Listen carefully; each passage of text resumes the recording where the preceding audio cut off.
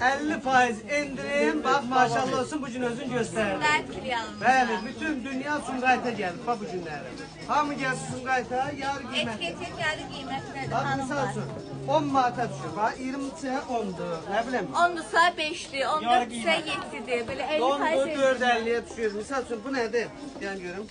Qiymətinizi baxarlar. O şimdi ne gördünüz? Yarı qiymətli. Antistetli olanlar, divarda olanlar gecə getirmişəm, onları qarışdırmır. Xaçım, onlar da düzdür. Yerdə olanlar. Yerdə olanlar hamısı endim. Misal üçün bu bahalı sumkadır, bu düşür 14 manata. Daha çoxsu 4.50'ye də düşür. Gel bura. 9 manatda Jackson'a 50 getiriyor. Buna bax, donlara bax. 4 manat 50 qəpiyə. Bunlara bak, 20 manatsa 10 manat. Sumqayıt filialımızda 50% indirimdir. Bütün hamı paylaşsın, xahiş edirəm.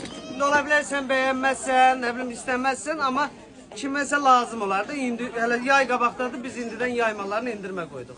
Ne etmək lazımdır? Paylaşmaq lazımdır ki, hamı xəbər alsın. Səhifəmizi takip edin. Durun gəlin Moskvadan, Taydan, hər yerdən bütün dünya Sumqayıta gəlsin. Xidmətinizdəyik.